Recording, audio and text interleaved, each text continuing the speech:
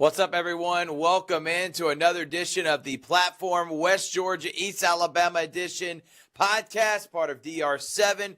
Thrift Behringer, Richard Holdridge, your national scouts from this area, man, and we are excited to be here with you as we do every single week to expose and shine a light on the unexposed, and glad that we can be a part of this, Rich. Absolutely. We're here to shine the light on these student athletes that want to play college ball at the next level, and they have just had an outstanding season. I can't believe we're almost at the halfway point of high school football. A lot of them has been putting up big-time stats, and their teams have been showcasing their skills, and we're able to share that with you tonight. Yeah, we will. And by the way, make sure to follow Georgia Alabama Sports Live on YouTube and on Facebook. We broadcast every single player that we are going to talk about here tonight. A part of our coverage, and we are expanding. We have 15 schools that we broadcast for, and I would assume, and I think it's a great estimation, Rich, by 2026, that number could be up to 20, maybe even 25 as we continue doing great things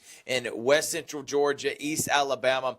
And tonight we're going to talk about some of the key players at the quarterback position and running back position. We're going to talk about them, and then we'll do other positions as the weeks go on.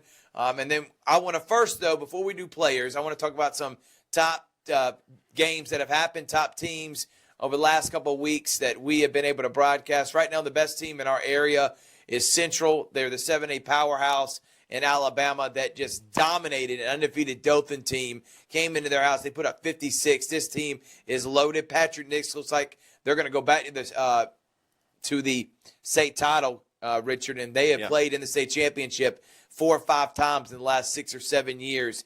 Carver's right behind them. They won the state championship in 2A of Georgia last year. They look like they are the prohibitive favorite to win it all again this year, led by Jarvis Jones, who was a All-American at Georgia, first-round draft pick, now going back to his alma mater in Carver.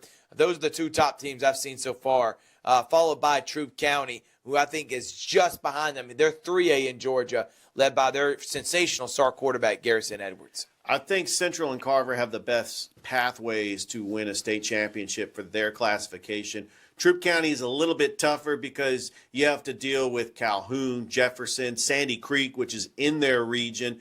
But I was very impressed with Troup County and how so far they're 4-0, and they have been beating teams that are playoff teams. Yeah, they have, man. So those are the top 3 teams we have in our area. Russell County would be the other Alabama team. The top 2 Alabama teams, I would say, is Central and Russell County. In our area, the top 2 Georgia teams would be Carver and Troup County. And they're elite. Private schools, Glenwood on the Alabama side, Brookstone on the Georgia side. They both like teams that could win state championships. So we've had a lot of fun covering these teams. And now we're going to go ahead and get into top quarterbacks. It's the most important position on the field, whether it is leading a triple option, old school running attack, or they're throwing the ball over the field. They are managing the game. They're the coach on the field. So the top quarterbacks in West Georgia, East Alabama. First, Garrison Edwards. We saw him last week. We called his game. He had 3 touchdowns in the air, 3 on the ground. This guy averages close to 100 yards rushing. He averages close to 200 yards through the air. Troup County's put up close to 50 points a game. He is looked at by Murray State, number 2 in blue and gold. I think he's one of the best players in the state. If you've never heard of him, Garrison Edwards, Troup County, senior, sensational.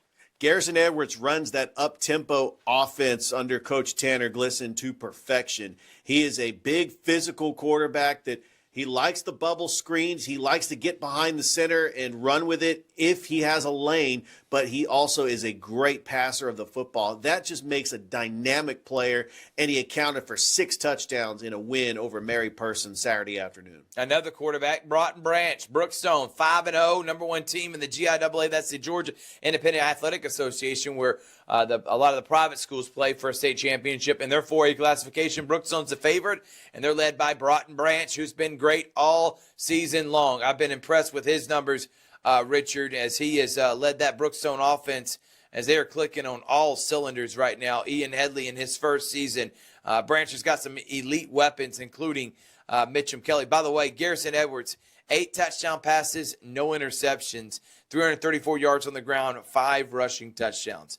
That's how elite that guy is. But Broughton Branch is equally just as successful over at Brookstone.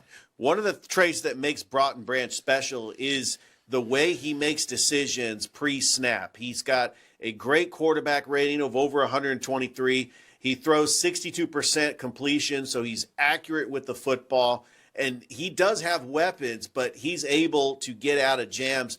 When he's under center, he's able to come up with clutch plays. And he's also, this is what's really impressive. He was under a new coach this year. Last year, you had Rance Gillespie, who's now at Rabun County. He was under his system. Now he is under Coach Ian Headley's system. So it's two different systems, two different style of offenses, and Broughton Branch is able to learn the playbook, and he's able to adapt. And that's what's so special about Broughton Branch is he is capable of adapting to a different style of offense. 15 touchdowns, 4 interceptions on the season so far for Broughton Branch. He's been great. Another great quarterback is a freshman. Now, the numbers are, you're going to think, well, that's not great. 3 touchdowns, 3 interceptions, close to 120 yards. But the guy's only a freshman, Sebastian Hurd, stepping in to a hostile situation at Carver. And when I mean hostile, not in a bad way, more as in that's a lot of pressure for a freshman quarterback to step into with an immensely talented team that's got Division I players all over the field, the favorite in 2A, and yet he's playing really good game manager football. I got to put Sebastian Hurd because, for one, he's super talented. He's one of the top freshmen in the entire Southeast region. Look him up, Sebastian Hurd, the box top assassin on social media. He's great, Richard, and I've been impressed with him so far in leading Carver to their undefeated start. One thing I like about Sebastian Hurd is his decision-making. I mean, yes, he does have weapons. When you talk about K.J. Miles, Jacoby Caslin, Kelston Tarver, Zach Watts, who's also another freshman, not only does he have weapons, his offensive line, like Parker Pritchett, has really helping him, giving him protection, and he could run with the football if he can. But this Carver team is so loaded, he doesn't have to do much. And he's not making the big mistake, and he's able to win you games. And that's what Sebastian Hurd, even though he's only a freshman, he's got a great team around him. And that's why I think he's set up for success. Braxton Wilkinson from Calvary, the junior, 11 touchdowns, 1 interception. He's already thrown for over 1,000 yards through 4 games. He looked like he's going to get maybe to 3,000 yards and close to 30 touchdowns. He's been great. He also has got 3 rushing touchdowns as well. Really impressed with the junior from Calvary and Braxton Wilkinson. I am so impressed with Braxton Wilkinson and the way he throws the football. He's got a beautiful spiral, and he's throwing it to Luke Scoggins, which is his security blanket. Luke Scoggins is one of those Hunter Renfro type receivers. When you got a 3rd and 9, you give it to Luke Scoggins. Also, Jamar Williams, which is a combo back. He likes to catch passes in the backfield, and he also runs the football. You have Sawyer Talbot, who's the deep threat, and then they also have several freshmen that has been getting involved in the offense. I mean, this is what makes Braxton Wilkinson so special is because of the weapons he has around him. And when you got players like Jakari Harris, who is a freshman, and Keen Hinton, I mean, you got yourself some weapons. I mean, he can actually spread it out. You got 4 wide receivers. You can have an empty backfield. And Braxton Wilkinson, his accuracy and his decision-making is what makes him a special quarterback. All right. Now I go to Bobby Coleman. And Bobby Coleman, the junior from Central, 9 touchdowns, 2 interceptions. He's also got a couple rushing touchdowns.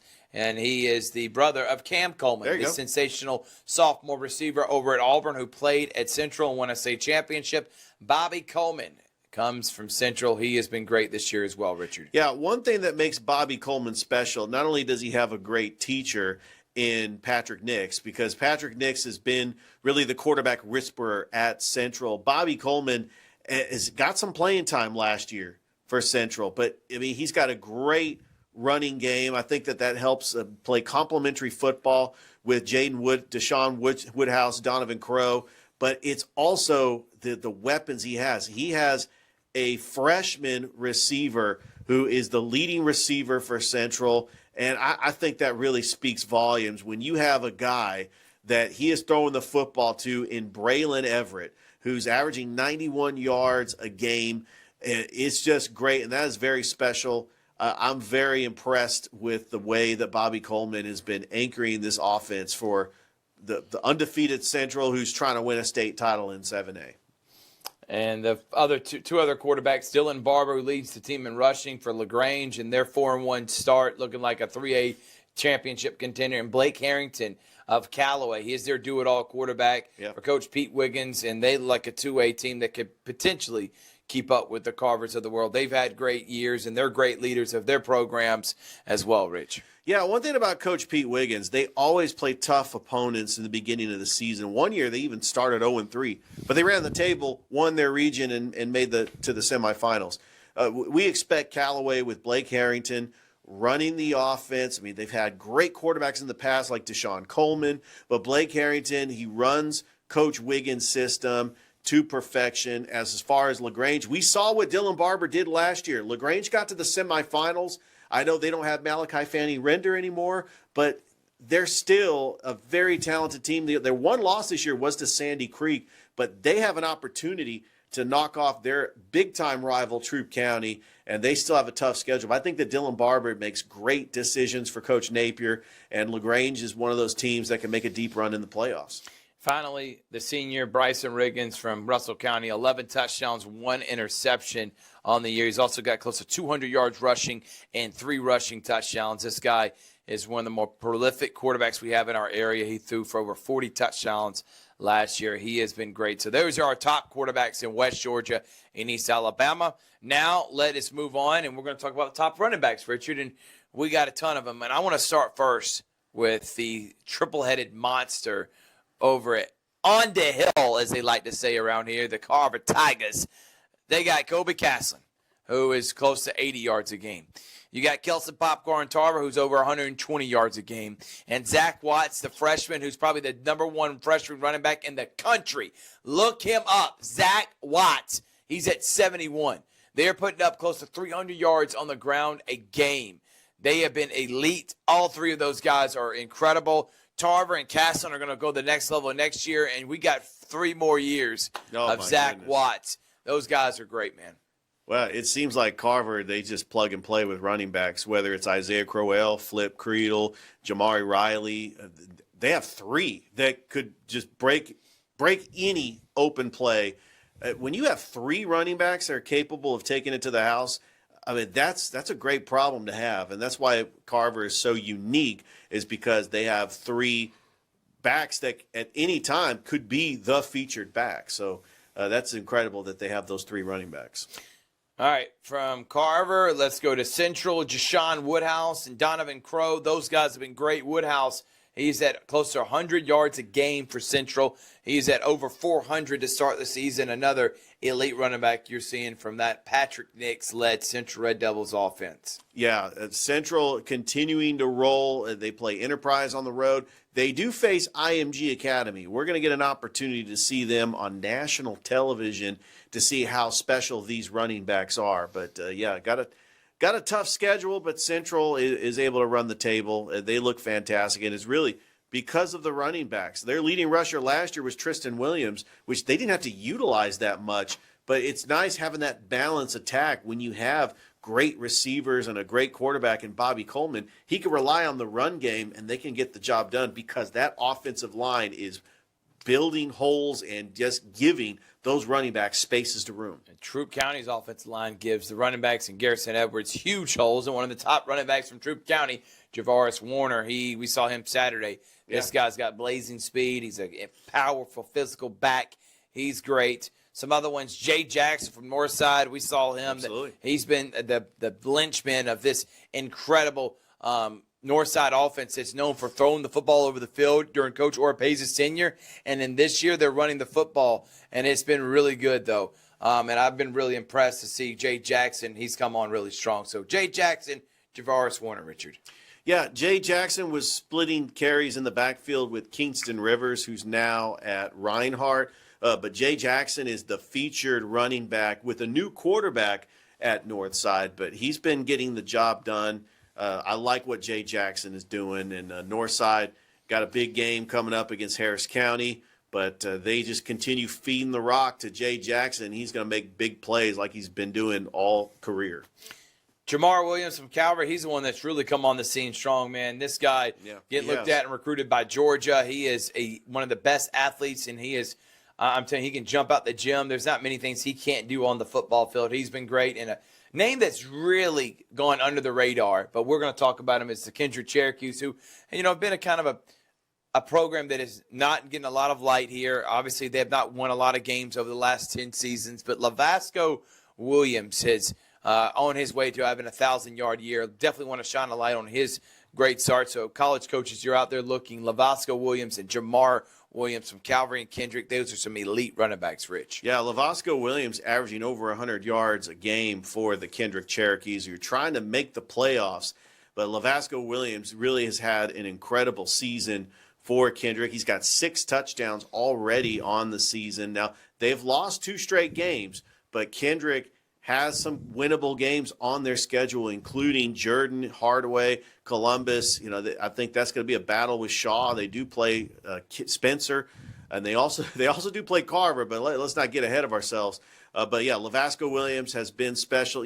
Kendrick, they haven't made the playoffs since the early 2010s. I mean, last time they were state title contenders was in the early 90s when Del McGee was the running back for Kendrick. But I like seeing that Lavasco Williams, by the way, only a sophomore, is just going to continue getting better as Coach Emmanuel Brown builds this program at Kendrick. No doubt, man. So those are the top running backs we have in West Georgia and East Alabama. We've had a lot of fun here with you tonight. We can't wait to be back next week. It's shining a light on the players that get or that have the least amount of exposure. It's exposing the unexposed, as we say here, DR7. It's the Platform Podcast, West Georgia, East Alabama edition. From Richard Holdridge, I'm Thrift Berenstein. Thank you so much. We'll see you next week here on the Platform Podcast.